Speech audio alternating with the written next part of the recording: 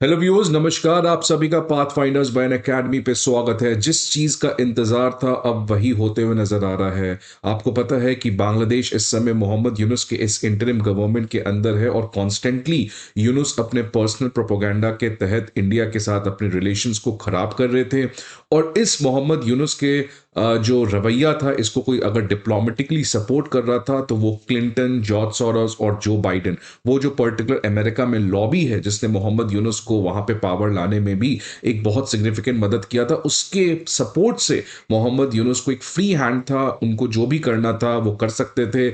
आप देखिए किस तरीके से पाकिस्तान, टर्की, चाइना के साथ रिलेशन को बढ़ा के इंडिया के साथ रिलेशंस को खराब करना। लेकिन जिस चीज की वेट भारत सरकार और खासकर एस जयशंकर कर रही थी कि सही समय आने का इंतजार, और वो सही समय तब आया था जब डोनाल्ड ट्रंप अमेरिका के अगले प्रेसिडेंट चुन के आए थे। बिकॉज आपको पता है कि डोनाल्ड ट्रंप का relation as such Mohammad Yunus के साथ उतना अच्छा नहीं है। इनफैक्ट आपको पता होगा वो दिवाली वाला मैसेज जब डोनाल्ड ट्रंप ने कहा था कि मोहम्मद यूनुस के बांग्लादेश में माइनॉरिटीज जो हैं वो आज प्रोटेक्टेड फील नहीं कर रहे हैं। और भारत सरकार भी आपको पता है कि मेच्योरली बांग्लादेश के साथ अपने रिलेशंस को इंश्योर कर रही थी कि वो मोहम्मद यूनुस के ट्रैप में ना फंसे, जिससे हमारा रिलेशन बांग्लादेश के साथ और डिटोरिएट करे। और इनफैक्ट सही समय आने पे will play all the cards. और आज वही चीज हुआ है कि डोनाल्ड ट्रंप ने अब हर एक तरीके का असिस्टेंस, जो भी कॉन्ट्रैक्ट, जो भी वर्क इस समय चल रहा था बांग्लादेश के साथ, उन सभी चीजों को कैंसिल करने का आदेश दे दिया है। तो ये एक बड़ी डेवलपमेंट आ रही है इंडिया और बांग्लादेश और अमेरिका के कॉन्टेक्स्ट में कि बांग्लादेश को अब जितने भी मदद अमेरिका से मिलता था, डेवलपमेंटल असिस्टेंस, ह्यूमैनिटेरियन असिस्टेंस, अब वो सारे तरीके के असिस्टेंस बंद होते हुए नजर आ रहे हैं। और इससे बांग्लादेश के लिए आने वाले समय में जो उसकी इकोनॉमी में ऑलरेडी एक प्रॉब्लम चल रहा है, ये प्रॉब्लम आने वाले समय में और ज्यादा बढ़ सकता है। और आपको पता है कि जब इकोनॉमिक क्राइसिस आता है तो पॉलिटिकल क्राइसिस भी उसके बाद आता है। आप देखिए सीरिया में क्या हुआ, आप देखिए तमाम ऐसे कंट्री में कि when economic crisis is there, political crisis जो है वो आएगा ही। इसलिए चाइना में भी आप देखिए शी जिनपिंग का एक ही ऑब्जेक्टिव है कि कैसे इकोनॉमिक स्टेबिलिटी को रखा जाए। बिकॉज अगर ऐसा नहीं होता है तो शी जिनपिंग के अगेंस्ट भी बगावत आएगा। रशिया में व्लादिमीर पुतिन भी यही चाहते हैं। इसीलिए आने वाले समय में बांग्लादेश में एक सेकेंड अपराइजिंग भी देखने को मिल सकता है, क्योंकि जिस तरीके से बांग्लादेश आज इंटरनल और एक्सटर्नल क्राइसिस से गुजरते हुए नजर आ रहा है, ये एक बहुत बड़ा चैलेंज होगा मोहम्मद यूनुस को, जिसको वो नहीं संभाल पाएंगे। अब न्यूज देखिए क्या है कि Trump has decided to stop all the aid to the Mohammad Yunus led Bangladesh government. America की तरफ से जो डोनर एजेंसी होती है यूएस एड, उन्होंने इस तरीके का अनाउंसमेंट किया है कि वो अब हर एक तरीके का काम जो इस समय यूएस एड के बिहाफ में बांग्लादेश में चल रहा है उसको सस्पेंड कर देंगे, उसको बंद कर देंगे। तो इससे बांग्लादेश में जो एक सिग्निफिकेंट मदद आता था यूएस एड की तरफ से, वो अब बंद आ जाएगा। आप देख सकते हैं यूएस एड का ये जो एक ऑफिशियल लेटर रिलीज किया गया है, जहां पे आप सब्जेक्ट देख सकते हैं immediate stop work order, suspension of all the activities, मतलब किसी भी तरीके का काम अब यूएस एड का बांग्लादेश में नहीं चलेगा। और इसकी जो कॉन्टेक्स्ट है, कॉन्टेक्स्ट सिग्निफिकेंट है, बिकॉज आपको पता है कुछ दिन पहले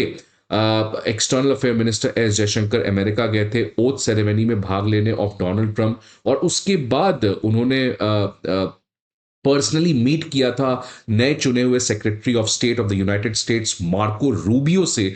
और इन दोनों के डिस्कशन में बांग्लादेश के ऊपर भी डिस्कशन हुआ था।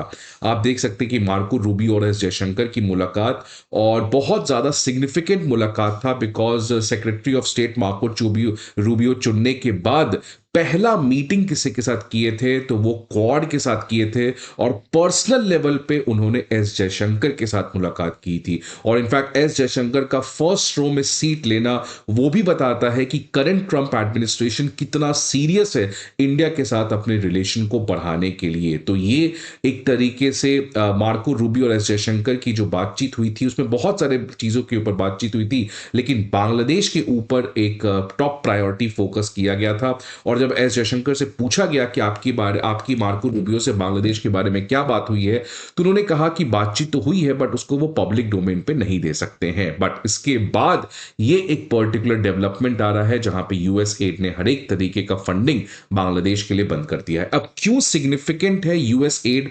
बांग्लादेश के लिए, कैसे बांग्लादेश की इकोनॉमी में आने वाले समय में और प्रॉब्लम आ सकता है, इसको आप समझ सकते हैं। जस्ट लास्ट ईयर 15 सितंबर 2024 को यह खबर आया था कि यूएस एड ने $202 मिलियन का बांग्लादेश को फंडिंग दिया था for good governance and resilience. अगर हम इस तरीके से अमेरिका के यूएस एड के वेबसाइट पे जाएंगे तो वहां पे मुझे ये चार्ट मिला, और इस चार्ट में आप देखिए पिछले कॉन्स्टेंटली कितने सालों से हर एक साल बहुत ज्यादा फंडिंग यूएस एड बांग्लादेश को करता है।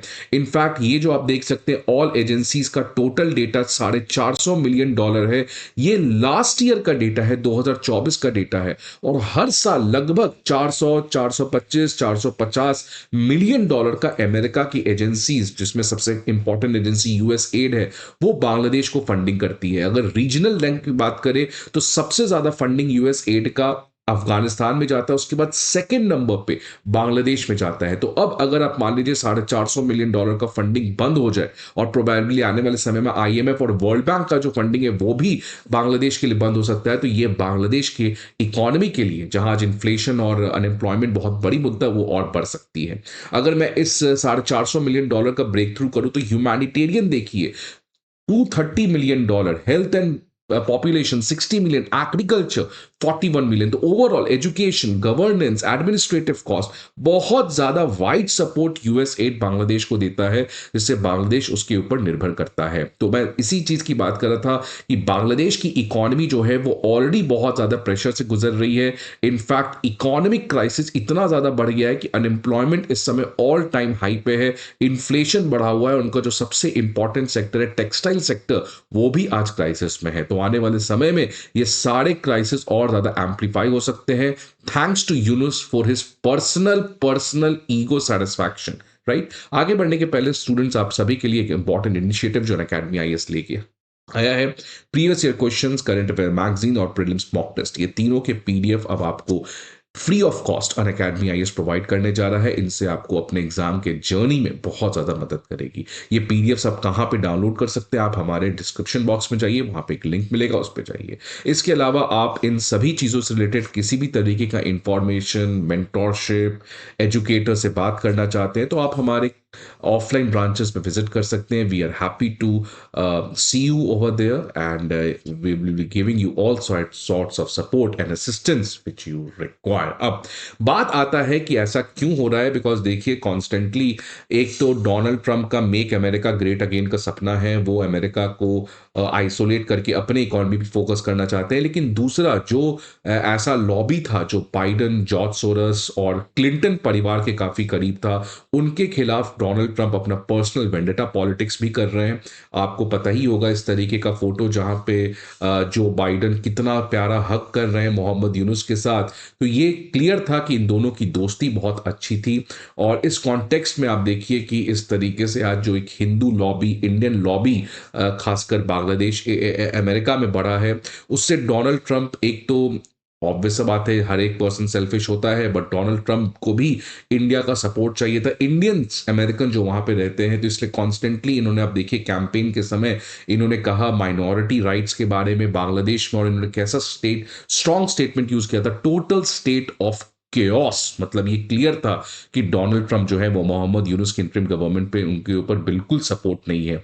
और इनफैक्ट जैसे ही डोनाल्ड ट्रंप पावर में आए उसके बाद से कॉन्स्टेंटली शेख हसीना अपने आप को एक्टिवेट कर रही है पॉलिटिक्स में। इनफैक्ट देखिए शेख हसीना ने अमेरिका के डोनाल्ड ट्रंप को कांग्रेचुलेशन दिया, और उस लेटर में शेख हसीना ने अपने आप को प्राइम मिनिस्टर ऑफ बांग्लादेश कह डाला। आप देख सकते हैं ये बांग्लादेश अवामी लीग की तरफ से जो लेटर रिलीज किया गया था जहां पर डोनाल्ड ट्रंप को कांग्रेचुलेट किया। इस लेटर में the president of the Bangladesh Awami league bracket में प्राइम मिनिस्टर शेख हसीना, तो मतलब अभी भी शेख हसीना अपने आप को लेजिट प्राइम मिनिस्टर मानती हैं।